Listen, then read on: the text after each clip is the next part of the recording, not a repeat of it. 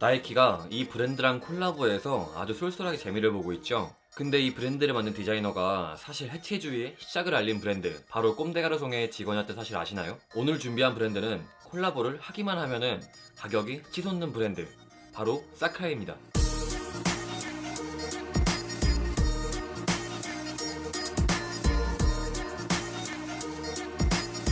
도대체 왜, 어떻게 했길래 이 브랜드와 나이키와 콜라보한 제품들이 모두 가격이 뛰고 이렇게 인기가 많은 걸까요? 자세한 내용은 뒤에서 마저 얘기하도록 하고, 우선 사카이를 만든 디자이너 사카이 치토세에 대해서 먼저 알아보고 오시죠.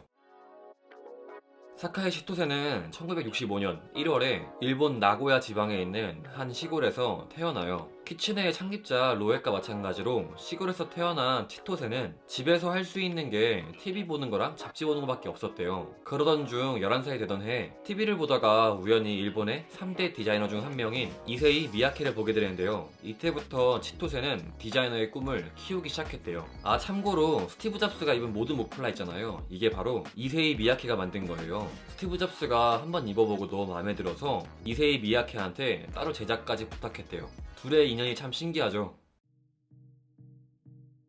그렇게 성인이 된 치토세는 대학에서 패션을 전공하게 되고요. 1987년 22살이 되던 해 자신의 꿈인 패션 디자이너가 되기 위해 도쿄 대형 의류 브랜드 월드에 취직하게 돼요. 혹시 대형 의류 회사와 소규모 의류 회사의 차이점이 뭔지 아세요? 대형 의류 회사는 타겟이 매스 타겟이에요. 이게 대형이다 보니까 관리할 옷들이 많잖아요.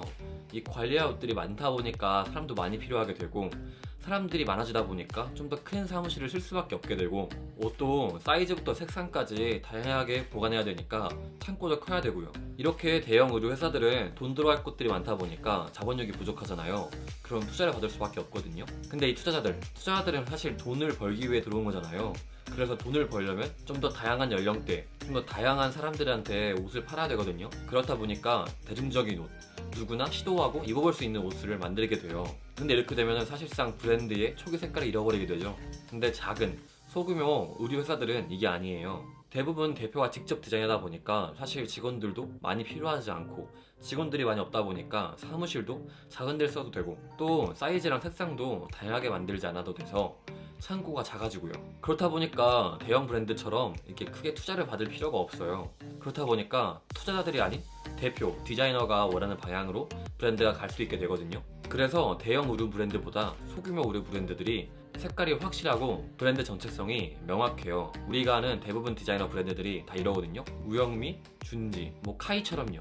그래서 사카이 치토세는 브랜드 색깔이 부족한 월드보다 정체성이 강하고 색깔이 강한 회사에 가고 싶어 했어요. 그렇게 사카이 치토세는 월드를 퇴사하게 되고 1989년 브랜드 정체성이 확실한 브랜드죠, 꼼데가르송에 입사하게 돼요. 이전 꼼데가르송 영상에도 말했듯이 꼼데가르송에는 여러 개의 라인들이 있어요. 그중 하나가 주냐 와타나베 라인인데, 사카이 치토세는 바로 이 라인에서 일하게 돼요. 근데 이 라인에는 또 한 명의 천재 디자이너가 있었는데요, 바로 주니치 아베예요. 주니치 아베는 나중에 컬러라는 브랜드를 만들게 되는데요, 이건 제가 따로 다른 영상에서 다루도록 하고요. 이게 패션업계가 굉장히 고되고 힘들거든요. 근데 이렇게 힘들고 지치는데 바로 옆에 이성이 날 챙겨주고 있다? 안 설렐 리가 없거든요.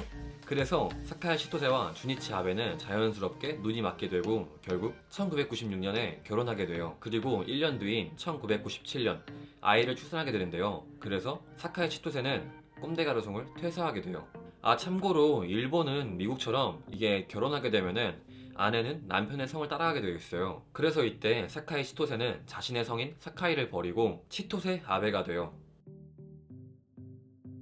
육아를 하면서 일상을 보내던 치토세 아베는 패션에 대한 아쉬움이 많이 남아있었대요. 그래서 꼼데가르송에서 니트를 만들었던 경험을 바탕으로 자신의 딸을 위해서 니트를 만들게 되는데요. 이걸 본 남편인 주니치 아베가 치토세 아베한테 다시 패션을 시작해보는 게 어떠냐고 제안을 해요. 이렇게 남편의 지지를 받은 치토세 아베는 1999년 자신의 성이었던 사카이를 브랜드명으로 니트를 5종을 만들어서 빔지에 납품하는 걸 시작으로 지금의 패션 브랜드 사카이의 시작을 알리게 돼요.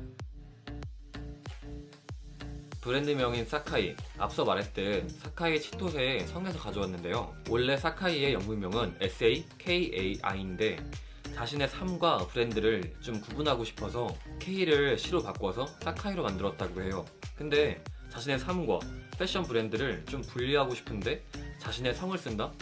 좀 이상하지 않아요? 아무튼 빔즈에 납품하기 시작한 사카이는 꾸준히 성장해서 런칭 후 4년 뒤인 2003년 도쿄의 다이칸 야마에 작은 스튜디오를 열게 되고요. 2006년에는 텐 꼬르소 꼬모와 협업을 해서 사카이 잼과 사카이 럭을 만들게 돼요. 근데 사카이가 진짜 대단한 게 패션 브랜드들이 초반에 성공하기 위해서 엄청난 많은 돈을 마케팅에 투자하거든요. 근데 사카이는 별다른 홍보나 마케팅 활동 없이 패션 업계 종사자들, 에디터, 포토그래퍼, 스타일리스트 등의 입소문만을 통해서 성장했어요. 그렇게 런칭한 지 10년이 되는 해인 2009년 파리에 첫 매장을 열게 되고요. 바로 1년 뒤인 2010년 몽클레어와 협업을 하게 되고 2011년 파리 패션 위크에 데뷔를 하게 돼요. 그리고 2015년 드디어 나이키와 만나게 되고 2019년 우리가 미쳐하는 나이키, 사카이의 콜라보 신발이 나오게 돼요. 근데 나이키랑 콜라보한 브랜드는 엄청 많잖아요. 뭐 언더커버도 있고요.